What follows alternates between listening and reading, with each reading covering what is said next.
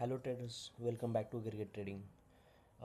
आज मैं आपको मेरा stocks one of the stock selection criteria बताने जा रहा हूँ। बहुत सारे सेटअप होते हैं, जैसे कुछ ई एम ए यूज़ करते हैं, कुछ मूविंग एवरेज यूज़ करते हैं 200 वाला। ठीक है, अलग अलग सेटअप होते हैं। तो मेरा एक एक वन ऑफ द सेटअप है, मैं आपके सामने रखने जा रहा हूँ। ठीक है, तो मेरी फर्स्ट कंडीशन रहेगी स्टॉक सिलेक्शन में, एक स्टॉक ऐसा होना चाहिए जो रिसेंट आईपीओ में लॉन्च होना चाहिए। जैसे अभी 2020 से 26 में वो लॉन्च होना चाहिए। ठीक है, फर्स्ट कंडीशन सेटिस्फाइड। दूसरी कंडीशन सेटिस्फाई क्या होनी चाहिए कि वो स्टॉक 75 से 90% तक ये होना चाहिए, करेक्शन उसमें होना चाहिए। कहाँ से? ऑल टाइम हाई से। ठीक है, लॉन्च आईपीओ में लॉन्च हुआ, वहाँ से वो गिरना स्टार्ट हुआ या बढ़ना स्टार्ट हुआ, उसमें कोई मैटर नहीं है। बट जो भी ऑल टाइम हाई बनाए, वहाँ से वो 75 to 90% करेक्ट होना चाहिए। तीसरा, जब 75% पे करेक्शन हुआ हो, तब तब आप देख सकते हैं, चेक कर सकते हो कि उसमें कोई बैड न्यूज़ है क्या, स्कैम वगैरह। ठीक है, जैसे प्रॉफिट कम हुआ है या सेल कम हुई है, वो अलग बात है। बट मस्ट चेक कि उसमें कोई स्कैम तो नहीं है। ठीक है, देन उसमें क्या करना है, ये सब कार्य सारी कंडीशन मीट होगी। देन मेरे को क्या करना है, जो भी मेरे पास टोटल लेट से 1 लाख या 10 लाख का सपोज मैं स्टॉक में इन्वेस्ट करने का प्लान कर रहा हूँ ओवरऑल। ठीक है, उसमें से सिर्फ 1 to 3% मैं उसमें ही डालूंगा। ठीक है, जैसे अभी मान लो कि मेरे पास 1 लाख रुपीज़ है, तो मैं स्टार्टिंग में जब 75% करेक्शन होता है, तब मैं उसका 1 लाख का 1%, 1,000 उस स्टॉक में डालूंगा। सेम, देन 75 करेक्शन के बाद 85 पे आता है, तब मैं और एक 1% डालूंगा। और थर्ड जब 90% पे आता है, तब मैं बचा हुआ 1%, मतलब टोटल 3% डाल रहा हूँ, 3,000 डाल रहा हूँ। ठीक है, इससे क्या होगा, अगर मान लो कि वो स्टॉक अनफॉर्चुनेटली डाउन हो जाए, जीरो हो जाए या कुछ कुछ हो जाए, तो गम नहीं रहेगा कि जितना भी मेरा पोर्टफोलियो है उसमें से मेरा सिर्फ 3% का ही लॉस हुआ है। ठीक है, क्योंकि देखो, इसमें लॉस लिमिटेड है, अपना कितना लॉस हो रहा है, 1 to 3% हो रहा है, बट टारगेट जो है, टारगेट तो बहुत बड़ा आएगा। ठीक है, ये 3 टारगेट आप ले सकते हो, जैसे 50% of ATH all time high. जैसे अभी मान लो कि 2,000 से वो 200 तक आया है, तो टारगेट क्या रहेगा अपना पहला? अभी वो 200 से फिर 1,000 जाएगा ना, तब अपना ये पहला टारगेट रहेगा। आप बोल सकते हो, आप उसमें से 50% 40% क्वांटिटी एग्जिट मार सकते हो। दूसरा इज़ ऑल टाइम हाई, जैसे 2,000 से नीचे नीचे आया है, तो 2,000 से 2,000 वाला सेकंड टारगेट होगा अपना। एंड तीसरा ही, जितनी गहराई उतनी ऊंचाई, मतलब 2,000 से वो 200 तक आया है, मतलब कितना, अराउंड 1,800 पॉइंट गिरा है। तो हमें क्या करना है, 2,000 प्लस 1,800, 3,800 का टारगेट ऊपर का रखना है। वो मैं आपको चार्ट में दिखाऊंगा, और कुछ स्टॉक के एग्जांपल भी है, मैं आपको उसमें चार्ट में शो करता हूँ। ठीक है, तो फर्स्ट जो है मेरा स्टॉक कार्टेड। कार्टेड में आप देखोगे, ये देखो, ये मंथली चार्ट है। यहाँ पे देखो, जब आईपीओ लॉन्च हुआ था, ऑल टाइम हाई कितना, 1,618 का बनाया था उसने। और जो डाउनफॉल था, करेक्शन, अराउंड 78% था, मतलब 340 तक आया था। मतलब यहाँ पे अगर देखोगे आप, मोस्टली 1% ही इन्वेस्ट हुआ है अपने, 1 to 2% वाला इन्वेस्टमेंट। ठीक है, यहाँ पे इन्वेस्ट हुआ। देन जो नेक्स्ट टारगेट क्या था इसका, हाफ। हाफ किधर आता है, ये वाला, एक मिनट, हाफ कितना, 985। 985 का हाफ, 985 पे आया था। यहाँ पे आप एक कुछ क्वांटिटी एग्जिट कर सकते हो। देन दूसरा टारगेट ये रहेगा, ऑल टाइम हाई वाला। ठीक है, ये वाला। एंड तीसरा इज, ये जितना गिरा था ना, उतना अपन इसमें ऊपर डालेंगे। अगर देखोगे, ये हुआ है। ठीक है, मतलब 340 से 3,000, मतलब 2,800, उतना टारगेट अपन को मिला है। और ये गुड थिंग इज़ कि अपन ने बॉटम को बाय किया है, और अपना क्वांटिटी जो है लिमिटेड ही है। सेकंड इज़ की पेट कौन सा, इटर्नल।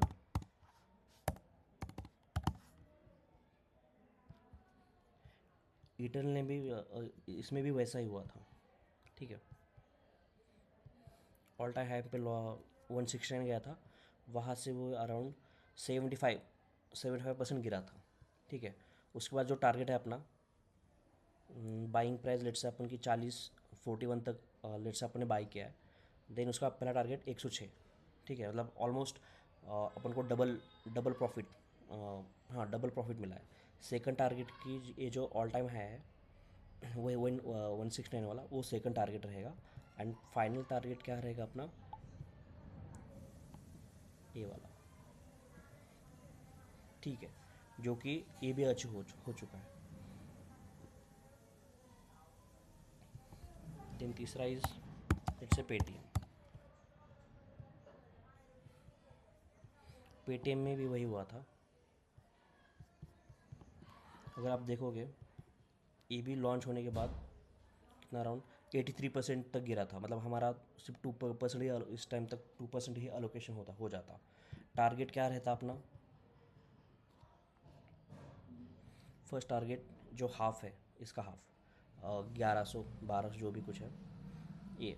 और अगर आप देखो यहाँ से यहाँ तक ऑलमोस्ट 3 गुना हो गया था। यहाँ पे अपन ने 40% क्वान्टिटी या 30% क्वान्टिटी एग्जिट मार दी, अपना इन्वेस्टमेंट अमाउंट भी निकल जाता। एंड दूसरा टारगेट ये वाला 2000 का। एंड तीसरा जो टारगेट आएगा ये वाला, ठीक है, 3500 तक, वहाँ तक वाला। सेम दूसरा स्टॉक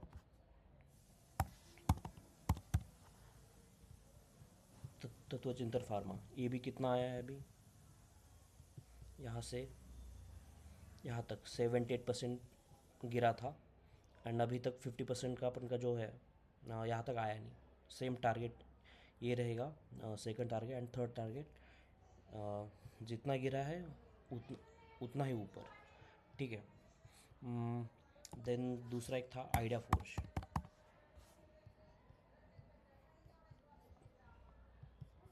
आइडिया फोर्ज में भी वही हुआ है। आइडिया फोर्ज भी अराउंड कितना 75% ही गिरा है। वहाँ पे अपना 1 लॉट इन्वेस्ट होता। And then target is 840, first target 840 का, सेकंड टारगेट इज़ टॉप वाला, थर्ड वाला जितनी गहराई उतनी ऊंचाई, ठीक है। देन दूसरा एक स्टॉक था बारबेक्यू नेशन, UFBN, उसका नाम चेंज हुआ है अभी। वो भी ऐसा ही है। ये भी 91% करेक्शन हुआ है। तो बेसिकली ऑलरेडी इस स्टॉक में मैं इन्वेस्टेड हूँ, ठीक है। तो पहला टारगेट मेरा 1000 का आएगा, सेकंड टारगेट जो ऑल टाइम हाई बनाया था वो आएगा, एंड थर्ड टारगेट जितना गिरा है उतना ही प्राइस अपन को ऊपर रखना है, ये वाला।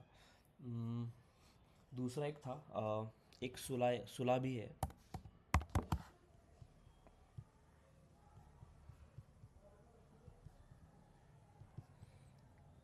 सुला ऑलरेडी 79 मतलब 80% गिरा है। तो वहाँ यहाँ पे एक इन्वेस्टमेंट लाइक 1% अपना अलोकेशन हो गया है, ठीक है।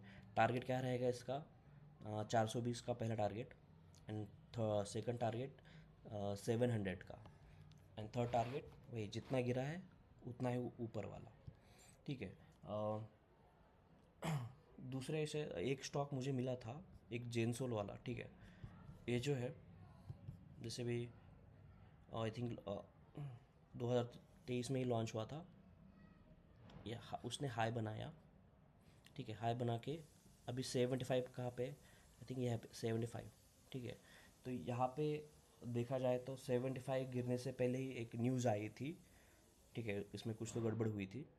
तो ये काफ़ी अच्छा खासा करेक्शन हुआ है। तो मैं यहाँ पे ये बाइंग वाला रिकमेंडेशन नहीं दूंगा, बिकॉज ये सम कुछ तो बहुत बड़ी बैड न्यूज़ थी। इसलिए एक गुड न्यूज़ हो गई कि लाइक 75, पहला क्राइटेरिया क्या था अपना 75% पे बाय करना। यहाँ तक आने से पहले ही एक न्यूज़ मिली थी, तो इसमें हम बच गए, ठीक है। तो बहुत सारे ऐसे स्टॉक है जो IPO वाले का सिलेक्शन में जो इसमें आते हैं, ठीक है। दूसरा एक आई थिंक फर्स्ट का है,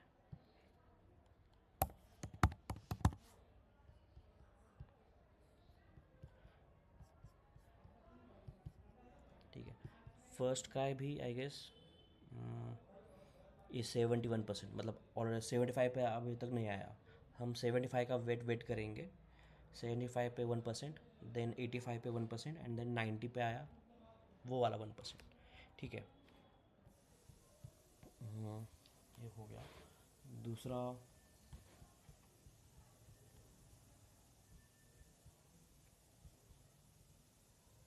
आई थिंक ओला इलेक्ट्रिक में भी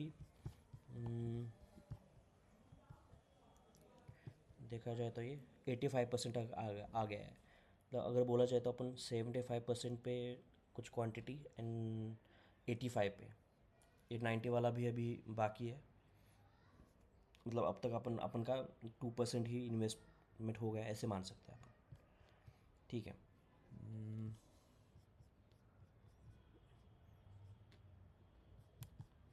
एक है टाटा का, हाँ टाटा टेक बोल के,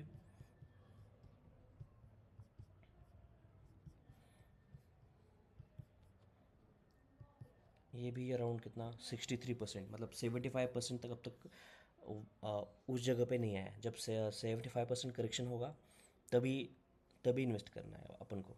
अगेन मेरा क्राइटेरिया, अगर मान लो यहाँ से ही वो ऊपर जाने लगा 63% से, तो वो इस सिलेक्शन में नहीं आएगा। ये पहला ही कंडीशन क्या है, 75% एटलीस्ट करेक्ट होना चाहिए। अगर यहाँ से करेक्ट होता है तो वो अलग, फिर उसका दूसरा सेटअप बनेगा, ईएमए या फिर आर एस आई, जो भी कुछ अपना आप इंडिकेटर यूज़ कर सकते हो, वो दूसरे कंडीशन में आएगा। लेकिन मेरी कंडीशन में नहीं आएगा, ये 75% जब आएगा तभी। ठीक है। आई थिंक मान्यवर भी है इसमें।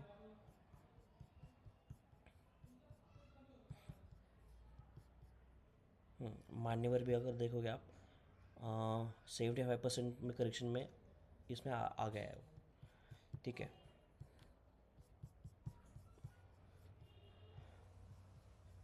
ठीक है, तो यही था गाइस, कि फर्स्ट ऑफ ऑल अपना जो है रिस्क, अपना जो रिस्क जो है 1 to 3% ही सिर्फ अलोकेट कर रहे हैं अपन। अगर अपन मान लो 1 लाख अपन के पास कैपिटल है और उसमें से हम 10% ही फर्स्ट टाइम में अलोकेट करोगे 75% पे, और वहाँ से फिर और वो ज़्यादा नीचे जाएगा, लेट से 85% पे आएगा, तब भी आप एक्स्ट्रा आपको 10,000 आप डालोगे। एंड नेक्स्ट थर्ड स्टेप में 90% अगर करेक्शन आता है तो उसमें भी क्या होगा, आप 10,000 डालोगे, मतलब आप 30% डाल रहे हो। और उसमें लाइक कैपिटल का 30% डालना इस काफ़ी बड़ा रिस्क होगा। ठीक है।